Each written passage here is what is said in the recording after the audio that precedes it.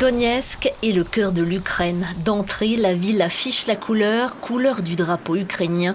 Revendication patriotique, n'en déplaise aux manifestants pro-russes qui demandent le rattachement de la région à la Russie.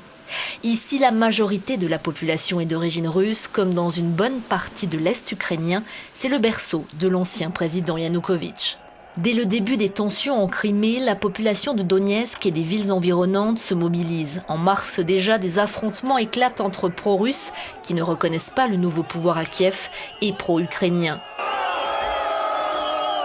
Ici, plus de 50% de la population parle russe, comme en Crimée. Un peu plus loin, mais toujours à l'est, on est encore très russophone.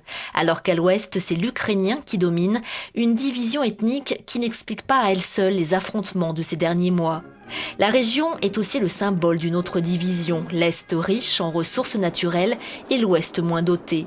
Les richesses houillères du bassin de Donbass, convoitées par l'Allemagne nazie et remportées par les soviétiques. Charbon, fer, manganèse, des richesses exportées en priorité vers la Russie, d'où l'intérêt de Moscou de garder la main. Le charbon dans le bassin de Donbass pèse 109 milliards de tonnes. Cette région, qui ne représente que 5% du territoire de l'Ukraine, représente 10% de sa population, mais surtout 20% de son PIB et 25% de ses exportations totales.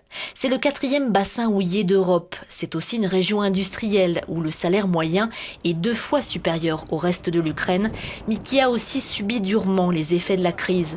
La production a chuté ces dernières années de 30% et la population se plaint du niveau de vie. Davantage d'ailleurs que des orientations politiques. Alors, réel intérêt économique pour Moscou, volonté d'annexion comme en Crimée, ou l'intérêt réside-t-il dans la déstabilisation du pays à l'approche des élections présidentielles ?